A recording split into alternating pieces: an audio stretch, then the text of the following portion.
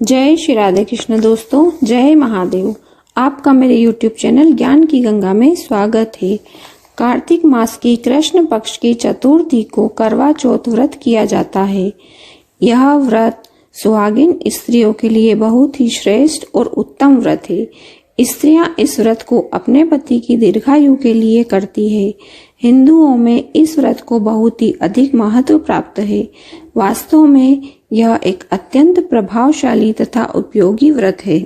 करवा चौथ व्रत पूजन सामग्री: पीली मिट्टी, पीले या लाल रंग का कपड़ा, लकड़ी का पटरा, करवा मिट्टी का बना हुआ, करवा खांड का बना हुआ, रोली, सिंदूर, कलावा, दीपक, रुई, घी, धूप बत्ती, कपूर, फूल माला, पान, पंचमेवा, पंचामृत, मौसम के अनुसार फल, पेड़े, बताशे, गंगा जल, न होने पर सादा स्वच्छ पानी भी लिया जा सकता है, और चावल। व्रत करने की विधि इस प्रकार है। इस दिन सुहागिन स्त्री को प्रातःकाल ही घर की सफाई आदि करके स्नान आदि से निवृत्त हो लेना चाहिए। इस दिन स्त्री को पूरे दिन निर्जल उपवास करना चाहिए। फिर पूजन की सभी सामग्री को एकत्रित कर ले। इसके बाद में शाम के समय अपने घर के पूजा स्थान या आंगन को स्वच्छ कर ले। फिर स्त्री को मुंह हाथ आदि धोकर स्वच्छ वस्त्र पहनने चाहिए और आभूषण धारण करने चाहिए।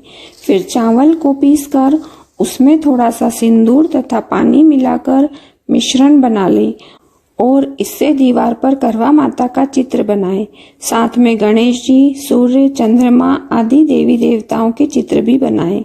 साथ ही सुहाग की सभी वस्तुएं जैसे चूड़ी, बिंदी, बिछुआ आदि, दूध देने वाली गाय, करुआ बेचने वाली कुम्हारिन, महावर लगाने वाली नाइन, चूड़ी पहनाने वाली मनिहारिन, 7 भाई और उनकी इकलौती बहन आदि के भी चित्र बनाए जाते हैं। यदि चित्र बनाना संभव न हो तो आजकल बाजार में करवा चौथ माता के कैलेंडर मिलते हैं। हम उन्हें घर पर लाकर उनको दीवार पर लगाकर उनकी पूजा की जा सकती है। इसके पश्चात फिर पीली मिट्टी से भगवान शिव तथा माता पार्वती के प्रतीक स्वरूप बना लेने चाहिए। वास्तव में माता पार्वती के पति भगवान शिव को अजर अमर माना जाता है, इसीलिए उनकी पूजा करके माता पार्वती से प्रार्थना की जाती है कि हमारे पति को भी लंबी आयु प्रदान करें। फिर लकड़ी का पटरा रखकर उस पर पीले या लाल वस्त्र का कपड़ा बिछा दें और उस पर उन स्वरूपों को रख दें। मिट्टी के करवे में कलावा बांधे और उसमें पानी भरकर रखें। फिर दीपक, धूप बत्ती आदि जला ले। फिर रोली, चावल से पूजा करें और फूल आदि चढ़ाएं। इसके बाद में फल, मिठाई, मेवा आदि समर्पित करें। खांड या चीनी का बना हुआ करवा भी वहीं लाकर रख लें। यदि एक से अधिक महिलाएं एक साथ मिलकर पूजन कर रही है तो सभी महिलाओं को मिट्टी का करवा और खांड का करवा अपना अपना अलग अलग लाना चाहिए।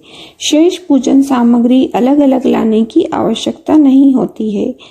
फिर कोई एक महिला करवा चौथ की चारों कहानियों को पढ़कर सुनाए और शेष सभी महिलाएं शांत से सुने। इसके बाद में सभी महिलाएं मिलकर जोर का जयकारा लगाएं। करवा माता की जय, भगवान भोलेनाथ की जय, माता पार्वती की जय, भगवान गणेश जी की जय। इसके बाद में कपूर जलाकर आरती गाते हुए आरती करनी चाहिए। इसके बाद में अपने से बड़ी महिलाओं के पैर छूकर आशीर्वाद लेना चाहिए। रात को जब आकाश में चंद्रमा निकल आए तो उसे अर्घ देकर उसे प्रणाम करना चाहिए और मिट्टी के करवे में भरे हुए पानी से अर्घ देना चाहिए। कई स्थानों पर चंद्रमा की चलनी की ओट से देखने की परंपरा भी है। इसके बाद में अपने पति के चरण स्पर्श करने चाहिए। घर में यदि कोई बड़ी महिला जैसे सास या जेठानी है तो उनके भी चरण स्पर्श करने चाहिए। इसके बाद में व्रत का पारण करना चाहिए। खांड या चीनी का करवा को घर की बड़ी महिला सदस्य जैसे सास या जेठानी आदि को भेंट देना चाहिए। इसे बयाना देना कहा जाता है। वह इसे खा सकती है। पूजन के समय चढ़ाए गए फल, मिठाई आदि को किसी मंदिर में भेज देना चाहिए अथवा गरीब बच्चों को दे देना चाहिए। इस प्रकार से यह व्रत संपूर्ण होता है। करवा चौथ व्रत महात्म्य। इस व्रत को करने से करवा माता अत्यंत प्रसन्न होती है और अति उत्तम फल प्रदान करती है।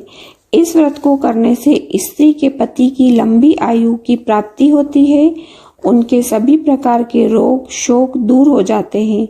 इस व्रत के प्रभाव स्वरूप पति पत्नी का प्रेम स्थायी बना रहता है और उनका दाम्पत्य जीवन अत्यंत सुखी हो जाता है। इस व्रत के प्रभाव स्वरूप उत्तम संतान की प्राप्ति होती है और इस प्रकार से वंश की वृद्धि होती है। इस व्रत को करने से धन धान्य विद्या बुद्धि आदि की प्राप्ति होती है। इस व्रत को करने से परिवार में सदैव सुख शांति बनी रहती है। इस प्रकार से यह व्रत समस्त मनोकामनाएं पूरी करने वाला और अति उत्तम फल देने वाला होता है। करवा चौथ की व्रत कथा। पहली कहानी। एक साहूकार था जिनके 7 बेटे और एक बेटी थी। सातों भाई व बहन एक साथ बैठकर भोजन करते थे। एक दिन कार्तिक के कृष्ण पक्ष की चौथ का व्रत आया तो साहूकार की पत्नी, उनकी बहुओं और बेटी ने व्रत रखा था। शाम को जब सभी भाई भोजन करने के लिए बैठे तो उन्होंने अपनी बहन से कहा, आओ बहन भोजन कर ले। बहन बोली, आज मेरा करवा चौथ का व्रत है, इसलिए चांद निकलने पर उसे अर्घ देकर ही भोजन करूंगी। तब भाइयों ने सोचा कि चांद के निकलने तक बहन भूखी रहेगी। अतः एक भाई पेड़ पर चढ़ गया और वहां उसने एक दिया जलाया और दूसरे हाथ से चलनी की ओट कर दी, जिससे वह दूर से चांद जैसा दिखने लगा। फिर शेष भाई अपनी बहन को उस नकली चांद को दिखाकर कहने लगे, बहन चांद निकल आया है, चलकर उसे अर्घ दे दो। बहन अपनी भाभियों से बोली, चांद निकल आया है, चलो भाभी अपन अर्घ दे दें। भाभियां बोली, तुम्हारा चांद निकला होगा, हमारा चांद तो रात को ही उगेगा। तब बहन ने अकेले ही उस नकली चांद को अर्घ दे दिया। उसके बाद जब वह खाना खाने लगी तो पहले ही ग्रास में बाल आ गया, दूसरे ग्रास में कंकड़ आया और तीसरा ग्रास मुंह की ओर करते ही उसकी ससुराल से संदेशा आया कि उसका पति बहुत बीमार है, उसे जल्दी भेजो। अपनी लड़की को विदा करते समय माँ ने कहा, रास्ते में तुम्हें जो भी मिले उसके पांव लगना और जो भी सुहागिन रहने का आशीर्वाद दे उसके पल्ले में गांठ लगाकर उसे कुछ रुपया देना। बहन जब भाइयों से विदा होकर ससुराल की ओर चली तो रास्ते में जो भी मिला वह सबके पांव लगी। सबने उसे यही आशीर्वाद दिया, तुम 7 भाइयों की बहन, तुम्हारे भाई सुखी रहे और तुम उनका सुख देखो। सुहाग का आशीर्वाद किसी ने नहीं दिया। जब वह ससुराल पहुंची तो दरवाजे पर उसकी छोटी ननंद खड़ी थी। वह उसके भी पांव लगी तो उसने कहा, सुहागिन रहो, दूधो नहाओ, पूतो फलो। उसने यह सुनकर उसके पल्ले में गांठ बांधी और उसे एक सोने का सिक्का दिया। फिर भीतर गई तो सास ने कहा, तेरा पति धरती पर पड़ा है। तो वह अपने पति के पास जाकर उसकी सेवा करने के लिए बैठ गई। बाद में सास ने दासी के हाथ बची कुची रोटी भेज दी। इस प्रकार से समय बीतते बीतते अहगन की चौथ आई तो वह चौथ माता से बोली, हे माता, आप ही मेरा उद्धार करोगी, आपको मेरा सुहाग देना पड़ेगा। तब उस चौथ माता ने बताया कि पौष की चौथ आएगी, वह मेरे से बड़ी है, उससे ही कहना। इतना कहकर चौथ माता चली गई। फिर अगले महीने पौष की चौथ आई और वह भी यही कहकर चली गई, आगे आने वाली चौथ से कहना। इस प्रकार से माघ, फाल्गुन, चैत्र, वैशाख, ज्येष्ठ, आषाढ़, श्रावण और भादो की चौथ आई और चली गई। फिर जब अश्विन की चौथ आई तो उसने बताया, कार्तिक की चौथी तुम्हारा सुहाग वापिस कर सकती है, वह आए तो उससे विनती करना। फिर वह भी चली गई। जब कार्तिक की चौथ आई तो बोली, भाइयों की प्यारी करवा ले, दिन में चांद उगानी करवा ले, व्रत खंडन करने वाली करवा ले। यह सुनकर वह चौथ माता के पांव पकड़कर गिड़गिड़ाने लगी, हे चौथ माता, मेरा सुहाग तुम्हारे हाथों में है, आप ही मुझे सुहागिन करें। तो माता बोली, तुम्हारे व्रत भंग कर देने से भगवान श्री गणेश जी अप्रसन्न हो गए हैं और इसी कारण से तुम्हारे पति की यह गति हुई है। अब यदि तुम पुनः पूरे विधि विधान के साथ में व्रत करोगी तो तुम्हारा पति जीवित हो सकता है। यह सुनकर उसने विधि विधान पूर्वक व्रत किया और चंद्रमा निकलने पर उसे अर्घ दिया। उसके इस प्रकार से व्रत संपन्न करने से गणेश जी अत्यंत प्रसन्न हुए और उनकी आज्ञा पाकर करवा चौथ माता ने अपने टीके में से रोली लेकर उसके आदमी पर छींटा दिया तो वह उठकर बैठ गया और बोला, आज मैं बहुत सोया। वह बोली, पूरे 12 महीने सोए हो, आज गणेश जी और करवा चौथ माता की कृपा से उठे हो। हे करवा चौथ माता, आपने जिस प्रकार से उसके पति को आयु प्रदान की, वैसे ही हमारे पति को दीर्घायु प्रदान करना। जो भी इस व्रत को करे और जो भी इस कथा को पढ़े अथवा सुने, उन सबके पतियों की दीर्घायु प्रदान करना, सबको उत्तम फल प्रदान करना। बोलो करवा चौथ माता की जय। दूसरी कहानी अति प्राचीन काल की बात है। एक बार पांडु पुत्र अर्जुन तप करने के लिए नीलगिरी पर्वत पर चले गए थे। इधर पांडवों पर अनेक मुसीबतें पहले से ही थी और अब अर्जुन भी तप के लिए चले गए थे। इससे शोक विहल होकर द्रौपदी ने श्री कृष्ण की आराधना की। श्री कृष्ण ने उपस्थित होकर पूछा, बहन, तुम्हें क्या कष्ट है?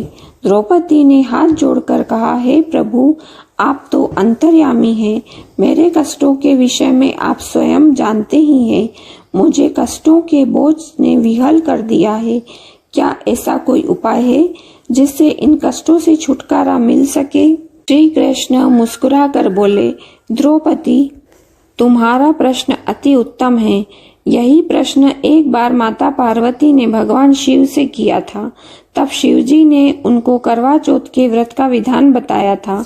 द्रौपदी ने कहा, हे प्रभु, फिर तो मुझे भी करवा चौथ के व्रत की जानकारी प्रदान कीजिए और उसकी कथा को कहिए। तब श्री कृष्ण ने कहा, दुख सुख तो इस संसार के अटल नियम हैं और प्रत्येक प्राणी इससे सदा ही लिप्त रहता है। दुख के बाद सुख और सुख के बाद दुख तो निरंतर चलते ही रहते हैं। इसलिए मनुष्य को निराश नहीं होना चाहिए और मन में सदैव उत्साह बनाए रखना चाहिए। लेकिन कुछ ऐसे भी उपाय हैं जिनको करने से दुख समाप्त होने लगते हैं और सुखों की प्राप्ति होने लगती है। इसी प्रकार का एक उपाय है करवा चौथ का व्रत करना। अब मैं तुम्हें अति उत्तम करवा चौथ की कथा सुनाता हूँ, इसे ध्यान से सुनो। प्राचीन काल में गुणी विद्वान धर्मपरायण एक ब्राह्मण रहता था। उसके 4 पुत्र तथा एक गुणवती नामक पुत्री थी। पुत्री ने विवाहित होकर चतुर्थी का व्रत किया, किंतु चंद्रोदय से पूर्व ही उसे क्षुधा ने व्याकुल कर दिया। इससे उसके स्नेही दयालु भाइयों ने छल से पीपल की आड़ में कृत्रिम चंद्रमा बनाकर दिखा दिया। लड़की ने उसी को असली चंद्रमा समझकर उसे अर्घ दे दिया और फिर भोजन कर लिया। उस लड़की के भोजन करते ही उसके पति की हृदय गति बंद हो गई। इससे दुखी होकर उसने अन्न और जल का त्याग कर दिया। उसी रात्रि में इंद्राणी भू विचरण करने आई। ब्राह्मण पुत्री ने उनसे अपने दुख का कारण पूछा। इंद्राणी ने बताया, तुम्हारे करवा चौथ व्रत में चंद्र दर्शन से पूर्व ही भोजन कर लेने के कारण ही तुम्हें यह कष्ट मिला है। तब उस लड़की ने अंजलि बांधकर विनय पूर्वक पूछा, हे माता, इससे मुक्त होने का कोई उपाय बताइए। इस पर इंद्राणी ने कहा, यदि तुम विधि पूर्वक अगली करवा चौथ का व्रत करोगी तो तुम्हारा पति पुनर्जीवित हो जाएगा। कन्या ने ऐसा करने का वचन ही दिया था तो उसका पति पुनर्जीवित हो गया। इस पर कन्या ने वर्ष भर प्रत्येक चतुर्थी का व्रत किया और अखंड सुहाग प्राप्त किया। इस प्रकार से कथा कहकर श्री कृष्ण ने कहा, हे द्रौपदी, यदि तुम इस व्रत को करोगी तो तुम्हारा अर्जुन से मिलन होगा और तुम्हारे सभी कष्ट दूर हो जाएंगे। यह सुनकर द्रौपदी ने भी यह व्रत किया और इसके प्रभाव से उनका अर्जुन से मिलन हुआ और पांडवों के सभी कष्ट दूर होकर वह सभी क्षेत्रों में विजय हुए। बोलो करवा चौथ माता की जय। तीसरी कहानी। एक ब्राह्मण परिवार में 7 बहुएं थी। 6 बहुओं के मायके वाले बहुत अधिक अमीर थे। इसी कारण से ससुराल में उनका बड़ा मान था, परंतु सबसे छोटी बहू के मायके में कोई न था। इसी कारण से उसे ससुराल में प्रताड़ित किया जाता था। वह अकेली ही घर का सारा कामकाज करती थी, लेकिन फिर भी उसे कोई प्यार नहीं करता था और सभी उसे धुतकारते रहते थे। तीज त्योहारों पर भी उसके मायके से कोई नहीं आता था, इसलिए ससुराल के लोग उसे प्रताड़ित करते थे और इससे वह बहुत दुखी होती थी। इसी तरह से उसके दिन कटते थे। फिर एक दिन करवा चौथ का त्योहार आया। इस अवसर पर अन्य सभी बहुओं के मायके से उनके छोटे भाई करवा लेकर आए थे, पर छोटी बहू के मायके में कोई न था, इसलिए करवा कौन लाता। सास भी छोटी बहू को ही खरी खोटी सुनाती रहती थी। इससे वह दुखी होकर घर से बाहर निकल गई और जंगल में जाकर रोने लगी। वहीं पर एक नाग अपने बिल में रहता था। वह बहुत देर तक उसका रोना सुनता रहा। अंत में वह अपने बिल से निकला और उसने पूछा, बेटी क्या बात है, तुम क्यों रो रही हो? छोटी बहू बोली, आज करवा चौथ का त्योहार है। इस त्योहार पर सभी भाई अपनी बहनों के लिए करवा लेकर आते हैं, लेकिन मेरा तो कोई भाई नहीं है। यदि मेरा कोई भाई होता तो आज जरूर करवा लेकर आता। नाग को उस पर दया आई। नाग ने कहा, बेटी तुम अपने घर जाओ, मैं अभी करवा लेकर आता हूँ। इतना सुनकर छोटी बहू अपने घर आ गई। थोड़ी देर बाद वह नाग भी मनुष्य का रूप धारण करके उसके घर जा पहुंचा।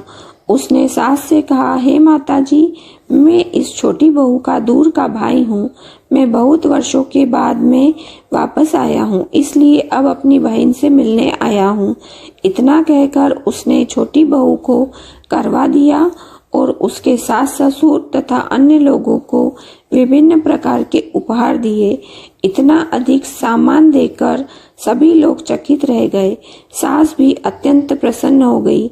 तब नाग ने सास से कहा, हे माताजी, मैं अपनी बहन को कुछ दिनों के लिए अपने घर ले जाना चाहता हूँ। तब सास ने प्रसन्न मन से छोटी बहू को उसके साथ में भेज दिया। वास्तव में वह नाग सभी नागों का राजा था। वह छोटी बहू को अपने महल में ले आया और उसे सारा महल दिखाकर बोला, हे बहन, तुम जितने दिन चाहो उतने दिन आराम से रहो, मन चाहा खाओ, मन चाहा पहनो, पर एक बात का ध्यान रखना, सामने रखी नांद का ढक्कन मत खोलना। छोटी बहू उस महल में आराम से रहने लगी, लेकिन नाद के बारे में उसकी उत्सुकता बढ़ती गई। एक दिन जब महल में कोई न था, उसने नाद का ढक्कन खोलकर देखा तो पाया कि उस नाद में नागों के अनेक छोटे छोटे बच्चे इधर उधर रेंग रहे थे। यह देखकर उसने जल्दी से नाद ढक दी, लेकिन उसकी जल्दबाजी में एक सांप की पूंछ उस नाद के ढक्कन के नीचे आकर कट गई। शाम को जब नाग राजा वापस आया तो छोटी बहू ने उसे सारी घटना बता दी और अपनी गलती स्वीकार कर ली। नाग ने भी उसे क्षमा कर दिया। जब छोटी बहू ने ससुराल जाने की इच्छा की तो नागराज ने उसे धन रत्न आदि देकर विदा किया। इतना धन पाकर छोटी बहू के ससुराल के लोग अत्यंत प्रसन्न हुए और इससे छोटी बहू की ससुराल में बड़ी इज्जत होने लगी। उधर जिस नाग की पूंछ कटी थी, अन्य सभी नाग उसे बंडा बंडा कहकर तंग करते थे। एक दिन उसने अपनी माँ से पूछा, माँ, मेरी पूंछ कैसे कटी है?